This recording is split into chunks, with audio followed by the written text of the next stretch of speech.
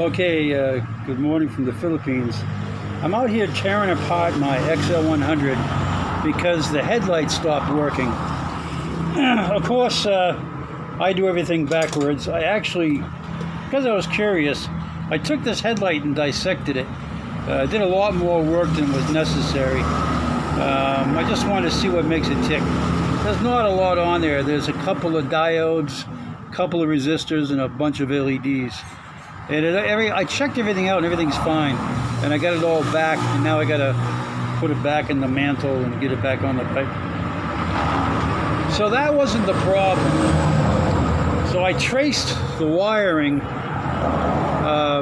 back again and again. I cut out a couple of sections, cut out this section right here. And then that brought me back to about this area. And then the capacitor is right over here. So what happened was there was a piece of wire from this plug, maybe about this far. And what I wanted to show you was this is the way things work here for me. Okay. If I take the positive, put it on the ohms meter, I get a little bit of deflection on the needle, not much.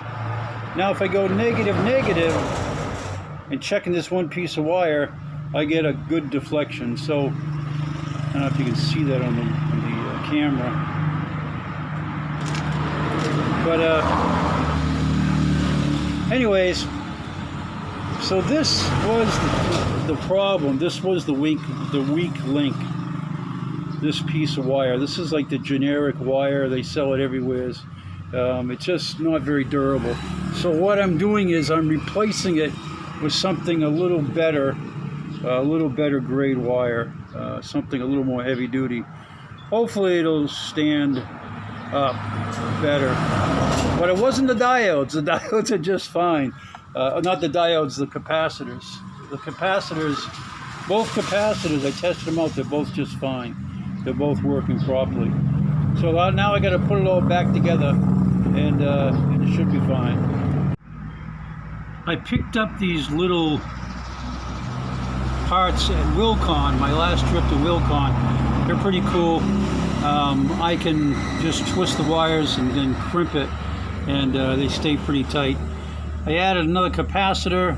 This is the wire coming up from the engine, from the other capacitor, the plus minus 12 volts.